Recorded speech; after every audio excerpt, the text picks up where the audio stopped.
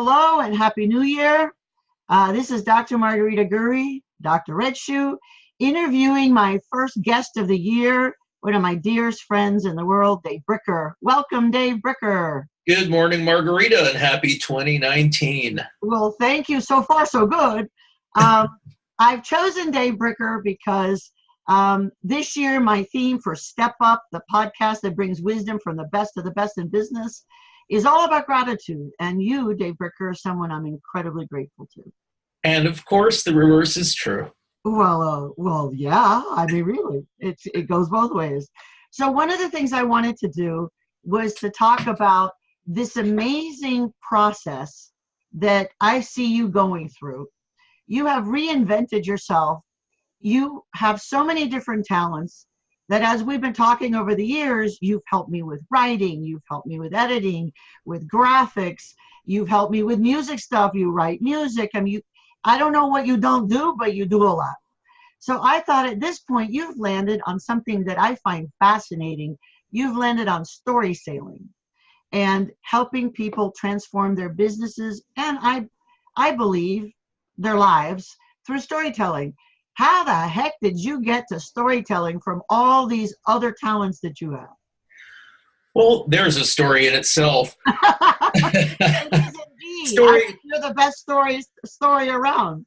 Well, you've mentioned things like writing and editing and musical performance and graphic design, and there's also technology. All of these things, to me, are just dialects of storytelling. So I don't see the focus on storytelling as a reinvention so much as a distillation.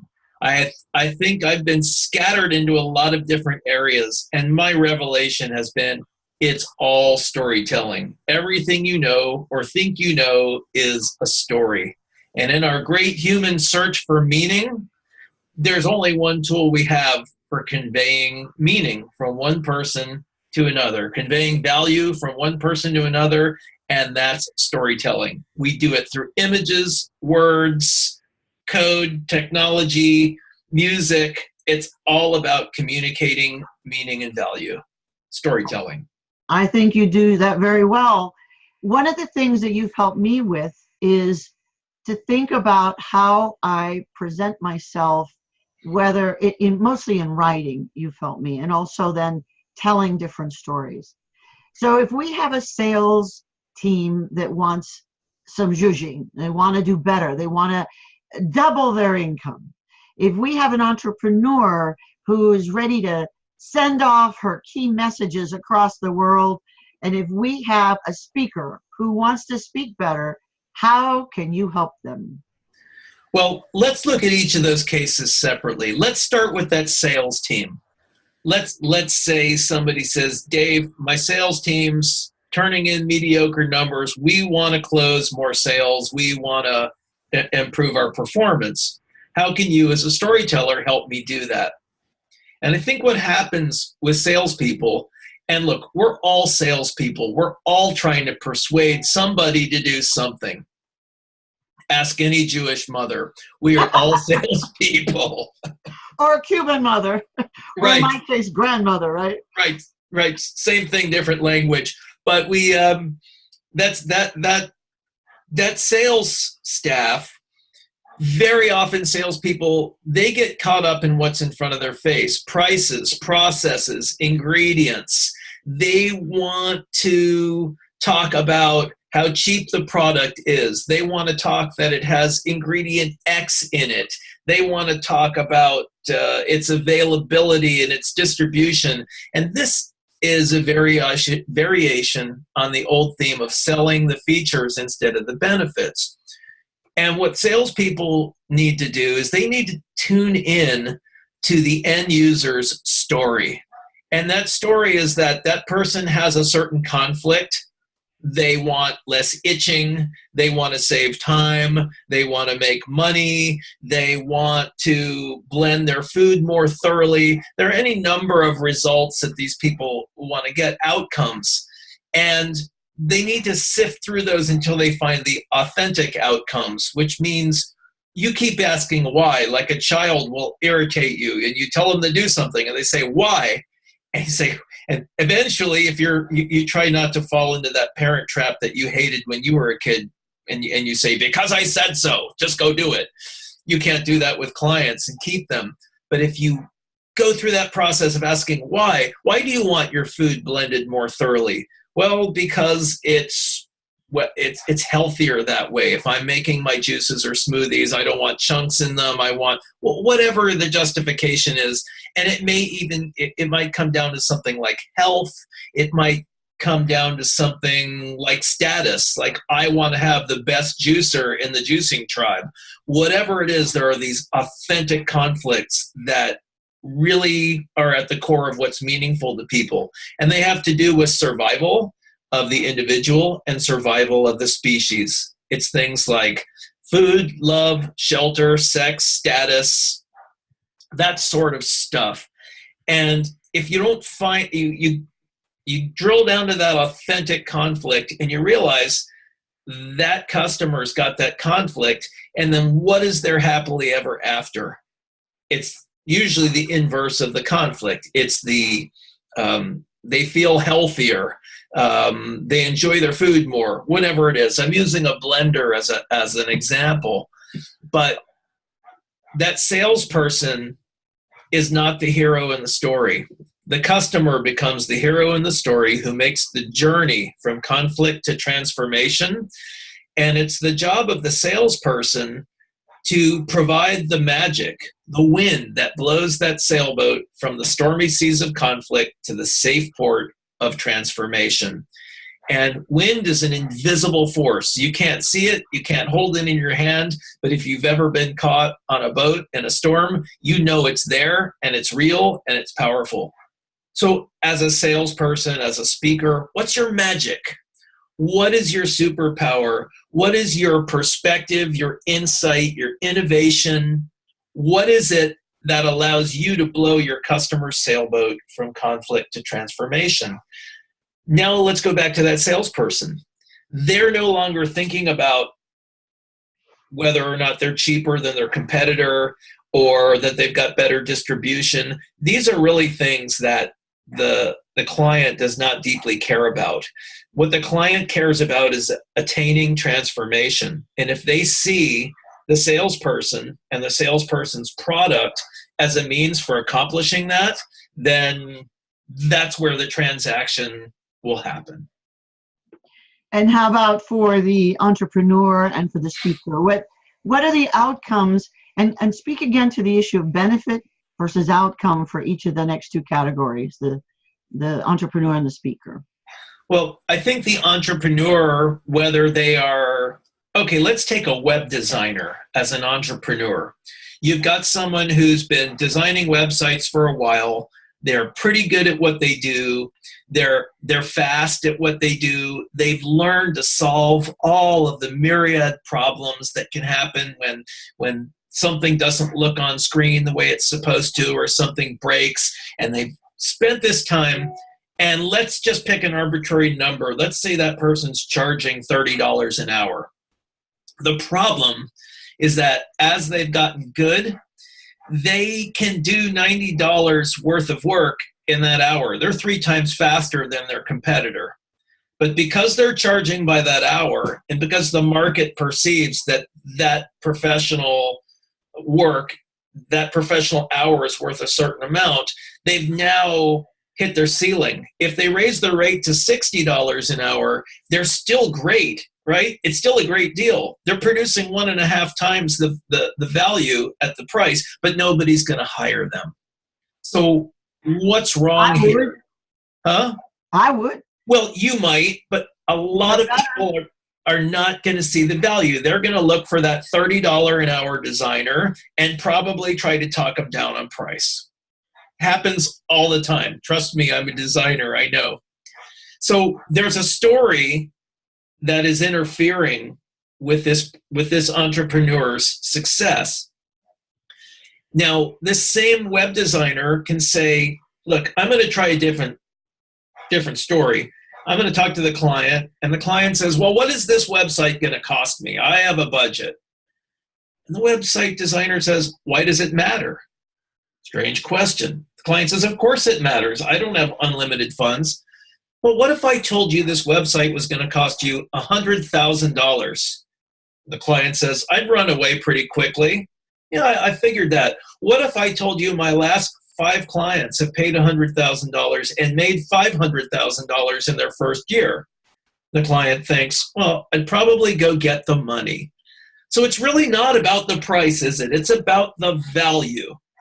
So an entrepreneur who learns to switch the conversation from price to value has to deliver that value.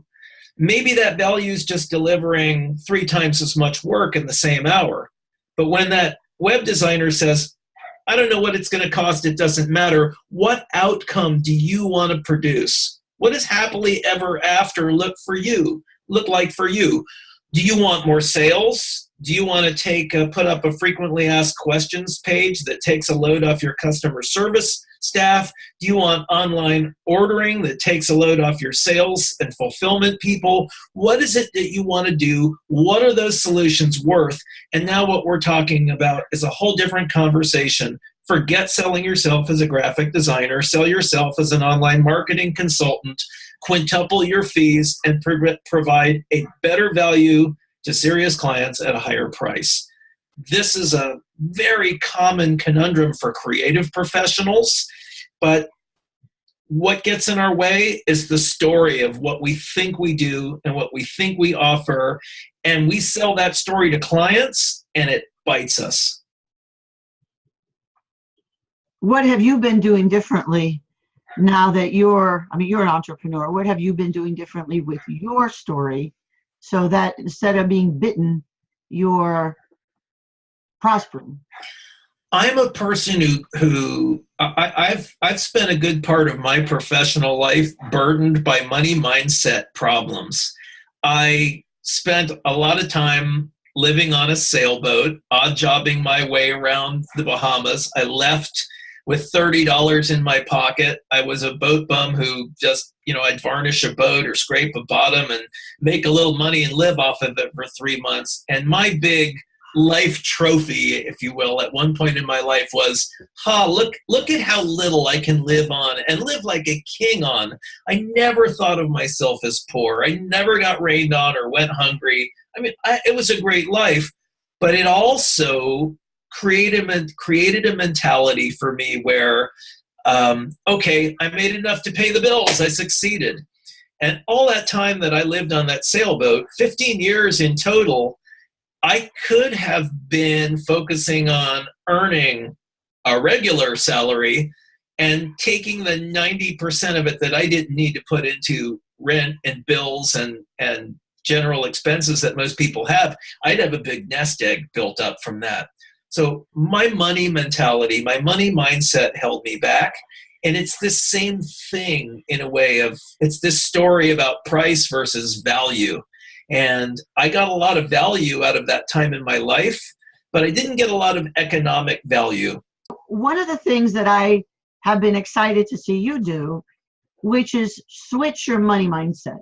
And I think you've been doing an amazing job. You're finally getting the money that you deserve. And I think that you're now working truly as an entrepreneur. So for me, you're the perfect parallel process story. You're teaching people how to change their mindset and their messaging the way you've already done it. So it's like amazing. But I'm going to disagree with something you said. You said you didn't make enough money on the boat. I'm telling you now, I think those 15 years, you're making money on it now. So I think it was a delayed money. I'll agree with you there. Good. I think it was an investment. I think how we live isn't just, it's kind of like, I love basketball. So it's like basketball statistics. You maybe have a few bad, games, but can still have an amazing statistic, right? In terms of your performance. So I think that you have been really capitalizing. You have story sailing. You have the story method that has to do with sailboats and transformation and the winds and running ashore. You have so many metaphors. Well, my story is not one of regret. No, not at all. And I think that you are, look at where you're living. You're living in Coral Gables, Oy Vey, any Jewish mother would be proud. I think you're doing great. And so one of the things that I'm looking at is helping other people understand how just looking at things and using words differently in the story we tell, not only ourselves, but others, whether it's in writing, not writing, non-verbally. I think it's amazing how a lot of people tell a story that they don't know they're telling. Mm-hmm. And many times we become our own backstory. So I think that you now are front and center. So for entrepreneurs, the value you offer then, just say it really pithy. Boom, boom, boom, bullets. What is the value you offer an entrepreneur? The value I offer, I think, is a switch from, it is encouraging them to switch from being the hero in their client's story to being the guide in their client's story, to find their unique magic. Anybody can sell a product or service, but nobody will do it the way you do. And by encouraging people to go deep and find out what their particular superpower is and make that their product, there's no competition. They're doing what they love. They're doing what comes natural to them, and they're producing the best results, not only for their clients, but for themselves. And so what is the difference in your language when you talk about value and outcome? What's the difference? I think value is one of those things. I call that one of the essential absurdities. It's, love, God, truth, beauty. If you were to sit down and try to write definitions of those things, you might be able to define them in terms of each other. But, excellence, there are all of these little conceptual carrying handles that we throw around like we think we know what they mean. And they're way too big and powerful and abstract to really pin down. So when we talk about value, I guess on a very superficial level, it's benefit. But I think it has to do on another level with the degree to which I can transfer an idea to you in a way that lights you up, whether that's brain chemistry or something spiritual, doesn't matter. If I give you an idea and you go, yeah, I like that, I'm going to incorporate that, I'm going to think about that, I'm going to practice it, I'm going to act on it, that's value. So it hits somebody in their authentic truth. Right. Okay. Whereas when we talk about value, we talk about meaning. When we talk about an outcome, that's a little bit more of a cause and effect, logical chain. I tell you a joke, you smile, that's an outcome. I sell a product and my client has an easier time accomplishing a task, that's an outcome. Where we get into more metaphysical conversations, perhaps, is where we talk about meaningful outcomes, where we talk about, what we talk about value added, words like that. And language is very abstract, but I think if we hammer on it from a number of different directions, even if we can't get a definition, we can get a sense of what meaning and value are about. Okay, I think that's great. And even just as an example, you and I have spent hours trying to think about how to say this amount into this amount, because it just takes a lot of thought to come up with something pithy and just, to the point. It's very hard to be brief. As you could tell, I didn't do it. Well, I like to demonstrate what doesn't work just as well. So now, how about the last case, the dealing with the speaker? So we dealt with a sales team. We've dealt with an example of an entrepreneur using you as an example. And then also now we've got the issue of a speaker. So you work with a lot of speakers. I've seen you help them with their copy for marketing stuff. You're a marketing guru. I've seen you help them with their books, figuring out how to write a book and providing direction with that. What are the outcomes and the values that you offer to speakers? So I am a speaker, so I love working with speakers. I get the culture, and well, it's a wonderful culture, and I could digress on that, and I won't. You certainly are well aware of it. We both met through our affiliation with the National Speakers Association, and many of my best friends and colleagues have come from that place and from Toastmasters. Give a shout out to the Florida Speakers Association where we met. Absolutely. I'm in Michigan now, just meeting my people, but I really miss my Florida Speakers Association people. And Florida Speakers Association misses you. Well, that's good. But how can I find that speakers, I've gone to a lot of speaker workshops with people like our friend Kelly Swanson and some of the others, and I see these recurring themes. People come in and say, I've had this incredible life experience. How can I tell my story in a way that isn't self-celebratory? Or they might say, I've lived a really safe, boring, ordinary life. I really want to speak, but how do I find a story that anybody wants to listen to? Or they'll say, God, everybody tells me to wrap my message in a story so that I can convey it more engagingly to other people. But now that I think about it, I don't really know how a story works. How do I do that? And there's this quest to find your signature story and develop your signature story. There's all of this story-centric vocabulary. And we have a mutual friend, Evan Piper, who's a speaker in a wheelchair. He was in a plane accident. He's a wonderful speaker with a great message. What's funny is whenever there's a speaker workshop or a storytelling workshop, somebody always comes up to him and they're joking. They're being affectionate. They're not being insensitive, but they say, Evan, you are so lucky to have had your story find you. We all have to go out and find ours. But Evan would have had a story. I call him 007 because he's this macho guy who can do anything, right? He's in a wheelchair because he had a plane crash that he was flying. He's an amazing guy, and he saved himself from dying. So I believe that Evan Piper would have found a story, broken back or not, just as I think that you help everyone find their story. My biggest pet peeve for stories is many people tell stories as a therapy. This bad thing happened to me. And one of the things I love about Evan is that he doesn't say this bad thing happened to me and that's the story. He uses it as a backdrop for a story. So what happens is some speakers there are a couple of variations on that. And I guess this ties into what you were asking me about. What is the benefit to a speaker? So if the speaker comes in with this tremendous adventure story, I climbed Mount Everest, or I spent 72 days in a life raft, or whatever. I drove 5 days with 6 children. Yeah, that tops them all, right? Yeah, like one of my favorite stories is Caro de Posada, telling that story of her travels with her 2 boys. Absolutely, and almost falling off the cliff with her family. Yeah. So look, we've been steeped in all of this speaker storytelling folklore, and it's a fun playground.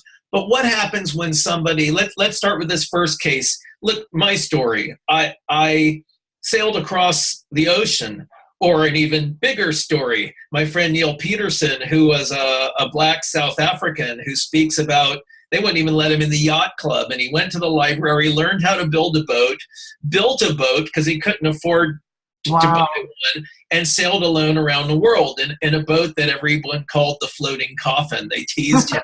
and he made it, and now he speaks all over the world. I met him in the Azores in 1991 before his speaking career began, and we're still good friends years later. So how do you tell this enormous story and not make your audience feel like, oh, so I have to sail alone around the world to achieve my goals? And I think this is where Kelly Swanson's got the great technique. And she says, I know what you're thinking. You think you have to sail around the world, or you think I'm telling you that you need to sit in a wheelchair for 10 years, or you need to run a marathon. The real transformation that some speakers fail to sell is, it's not the message is not, you should be like me. That's arrogant and narcissistic and attention seeking and all sorts of, it's disrespectful too. Yeah. Yeah. But the idea that Neil Peterson, his whole talk is called No Barriers, Only Solutions. And the idea that, okay, what am I going to do? Well, my mother was a teacher and she encouraged me to read. I got my butt into the library and started reading on how to build a boat and started hauling scrap lumber to a place I could build one, and, whatever it was. What is the solution you found? What is the innovation? What is the breakthrough? That is the gift to your listener. So if that speaker with this enormous life experience can tell this story and get everybody with their eyes bugged out and then say, I know what you're thinking. Do I need to do this? I'm never going to achieve success if I have to run a marathon or climb Mount Everest or abandon myself in a life raft. You don't. That's not what this speech is about. Now let's take this other case of the speaker. I call these pit of despair stories. My friend Janie Cruz just gave a wonderful, really, really marvelous speech at an event I was at. And she came out and she talked about her childhood and how her father had hit her and how she grew up really doubting herself. And she had labels, these little, hello, my name is, and hello, my name is stupid. My name is unlovable. My name is incapable. And she put 4 or 5, I don't remember what the words were, but they were these words of self-doubt and lack of confidence. And she let us hang there. Now, if a speaker stops there, we're all going to leave going, well, that was depressing. Do I need to call the hotline and make sure she doesn't off herself? I mean, you can take a whole room full of people and ruin their week with a speech like that. So she took us to the pit of despair. And then what she did is she peeled those labels off and talked about self-determination and self-love and the choices we have. And in front of us, she wrote, because she wanted to show us it's work, she wrote words like lovable, smart, capable, beautiful, and she put them on her blouse. And people in the room just wanted to cry, not with sadness, but with the level of communication that happened. So again, for a speaker, if you have a pit of despair story, if you survived a horrible loss or disease or war or paralysis or whatever it is, and you want to tell your story, how do you find a way to take that story to carry, the pit of despair is that rubber band. You're pulling the audience down, and when you release that rubber band, you want to catapult them into the sky, into the light. And it's these kinds of storytelling methods that help people get past what happened to me to reach, this is my story. So what was your aha moment to get to, from all these different things you do, to get to the one focus about storytelling or stories? What was your aha?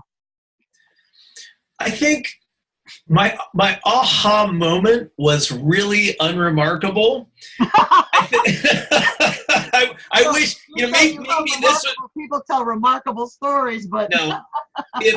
If I was coaching myself as a speaker, I'd say, Dave, you need a better story than this. Don't let the truth stand in the way of a good story. Well, that's funny. But I mean, to go through it, the real remarkable story, I think, was I met all of these wacky people who lived in the sailboat anchorage. I was 18 years old. I realized that stories are not just the stuff of books and movies.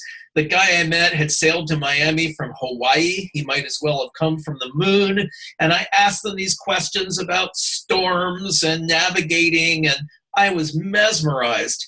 And when he took me sailing, I was completely hooked. And that began a whole new chapter in my life. My father was a doctor, my mother was a lawyer, and I was a disappointment, but I was a happy one. So I by the time I graduated college, I had purchased this little sailboat for $3,000 and started fixing it up. What was that name? That was the Blue Monk, was the Blue Monk. I thought the Blue Monk was your second boat. No, the Blue Monk was named after a Thelonious Monk tune. Yes. I was a jazz guitar student at the time, and I loved Monk's mix of of kind of humor, and at the same time he could be really somber and profound. I like this mix, and so it was a little blue boat, and it became Blue Monk. the Blue Monk. So I went off sailing, had a bunch of adventures, went over to the Bahamas a couple of times, jumped on a friend's boat, sailed over to the Bahamas. Sailed across the Atlantic to the through the Azores. What was your aha moment to get to? Well, I had all this background. I had done this ocean crossing. I'd had these experiences of meeting these people and running aground and doing all of this stuff. And my aha moment actually came, I think I was in Orlando at Influence 16. I might have even been sitting at a table with you. And I was listening to somebody talk about something that really wasn't relevant. But I love to go to the NSA convention, National Speakers Association, because it's like putting my feet in this fertile soil. And all of a sudden it was like, okay, I get it. A story is a boat full of people that moves from conflict to transformation. The water's got to be deep enough or the boat's going to run aground, and there's a magic force that takes it there called wind. These are the 4 elements of story. It just came to me for no particular reason. And I remember you talking about that, and it just went click, like everything. And Kato was there. I think Kelly Swanson was there too. It was an amazing group, and you had this idea that just suddenly made everything make sense for you. So, and that's the metaphysical, magical, spiritual part about storytelling is sometimes it's like if I said, Margarita, tell me what you're going to say to me 3 sentences from now. You have no idea, but it's going to be there 3 sentences from now. Something's going to come out. And I remember when I wrote my first novel, I had all of these loose threads. I didn't know how it was going to end. How could I possibly tie the story together? And I woke up at 3 o'clock in the morning, the night of, I was going to finish the book. I didn't know how. I woke up at 3 o'clock in the morning, had the complete idea, wrote it, finished it. Stuff happens subconsciously, spiritually. It's like holding the pen for God. And that's the magic of storytelling. It happens. A lot of what we do is hold ourselves back. So I think that was wonderful. So one of the things I see you do is help people identify the path that they're on as opposed to the path that they could be on. And I think you're very good at that. So it's very cool. Well, thank you. So what's this year look like? What's your focus? My focus is in the past. My focus up through the end of last year has really been on platform building because I'm really great at working on the business instead of in the business. It's one of the curses of creative people. And where I'm at right now is I've got so much written. I've got a second book on storytelling coming out shortly. And it's time to stop writing books and writing blog posts. And I'm out there sharing the message with more speakers, more writers, more corporate groups. And I'm out there. You mean by speaking? Huh? You said you're ready to share more, but you mean by speaking? Because you're sharing by your blog posts and books too. Well, right. But I mean, I'm ready to get out personally in front of more individuals, more groups, more business leaders, more executive groups, more sales teams, more customer service teams, more organizations who want to focus on learning the power of storytelling so that they can save time, create more value in the world, and earn more profit. Yeah, connect with their customers. I was there when you did one of your first storytelling workshops in, was it Miami Beach or downtown Miami? It was in downtown Miami. Downtown Miami. And you had about 12 entrepreneurs in the room, and everyone was working on their businesses to figure out how to be more congruent, connect more with clients, make new clients, go deeper with existing ones. It was really amazing. It was like you sparked everyone to just focus on a great strategy. It was really an amazing experience being there. What blew me away about that workshop and workshops like it is we ran that from 6 o'clock in the evening till 10 o'clock at night. Any other topic, 10 o'clock, thank you very much, that was great, and everybody would have cleared out in 5 minutes. I think that crowd of people, because they had shared their stories with one another, they stayed for a half an hour or 45 minutes. They exchanged phone numbers. And well, and I'm still in connection with one of them. Absolutely. Yeah. And I'm still in contact with a few of them. Yeah. And this idea that, just by sharing a story, what a powerful bonding tool. So if you can do that with a bunch of strangers in disparate businesses in a 4-hour workshop setting, why would you not want to do that with your customers? And what I'm excited about is next year, I know you've been talking about doing workshops on your boat and having a little boating experience. So I'm excited about being one of those people to work more on my storytelling on your boat, where we get a chance to be outside and working at the same time and meeting people in a different way. I can't wait to do that, actually. The literal story sailing workshops, that's coming. Literal. All right, so give a pitch now for all the books that you have in the past and the ones starting with the one you just did and the few you've just done and then going in the past. Okay, book pitches. Yes. I think I'll start with the books that are most relevant to storytellers. I have a book that's coming out in, I don't know, a month or two.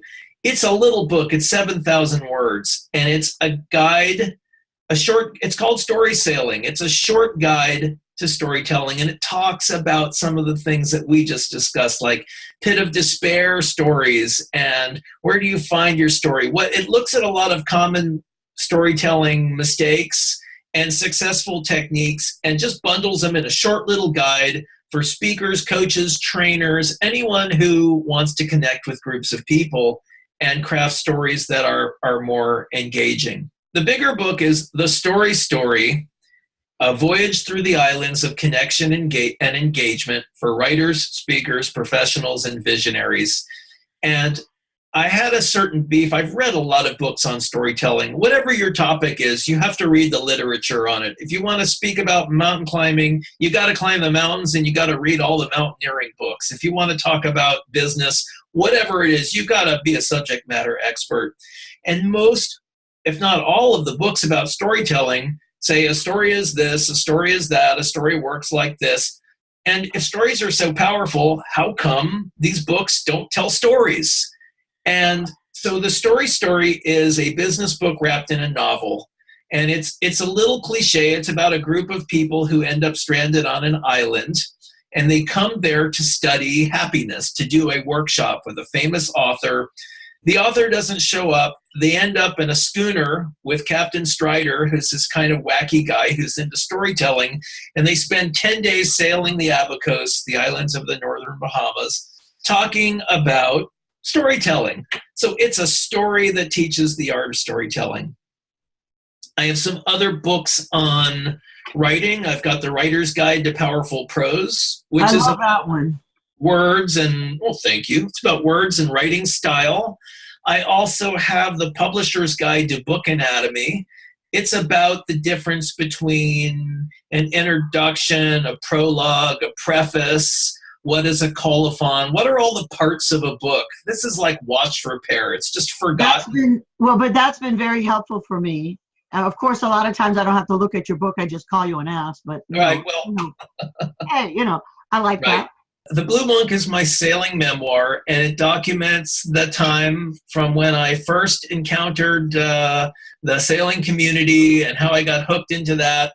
A really fun piece of Miami history that you'll never find in the history books, and it journeys across the Atlantic and ends with Hurricane Andrew in 1992. And it's a very experiential book, and though I encourage people to purchase the beautiful hardcover version, there is a free version for sale at thebluemonkbook.com, and that I created as a demo for another storytelling tool, which was a web-based ebook technology that I created. So that's worth checking out. There's over 350 video clips, over 200 images, pop-up photo footnotes. Where do we go to get all that? That's thebluemonkbook.com. Okay. And where do we find you in general? What's the best way to find you? The best way to get a hold of me is through storysailing.com. And there's a coaching link there. And on that coaching page, anyone who wants to book an appointment for a discovery session is welcome to. They can tap into my calendar and pick a time, and I'm happy to talk with anyone who's serious about telling better stories. I think that sounds great. And so at storysailing.com, everyone can find your phone number and email, all that kind of stuff. Yep, out there, naked to the world. You can world. also make an appointment online, right, directly from your website. Exactly. My dog is now showing her better side. Right. she's doing you homage. She's saying we're toward the end. Well, that's pretty cool, Dave Bricker. I'm really excited for you. You also have davebricker.com, which was what you had done before in your old life. Now you've got this more focused life for storytelling. And you really do help remarkable people tell remarkable stories, even if they're not allegedly remarkable. So I think that's great. Well, thank you for agreeing to be with me on Step Up, bringing wisdom of the best in business. And as you can see, Dave Bricker definitely is the best of the best. Not only is one of my dearest friends, but he has a lot to offer anyone who wants to connect more with their message, with their clients, new or old, and make lasting impressions that have them with a happier life and a better bottom line. Any famous last words? And then also who you're grateful for, if you want to add anything else? Well, I'm grateful for a lot of people. Certainly yourself, really at the top of the list there. You're encouraging me in the speaking business has been tremendous, and I think to that list, well earned. Thank you. And I would certainly add Caroline de Posada to that list. Kelly Swanson's been a great great inspiration. Bruce Turkel has been incredibly supportive. Lori Guest has been wonderful. And then there's George Walther, who pulled me into the National Speaker Association as part of a practical joke that changed my life. I think NSA has been an invaluable resource, and to anyone who's serious about being a professional storyteller, I recommend both NSA and Toastmasters, which is my speaker gym. Both of those programs have given me great insight, great experience, and great friends and mentors. Well, congratulations on your 2019 start. You're out the gate with a new book. And I see you're poised to do a few more books this year. So thank you, Dave Bricker. We love you. And love you more.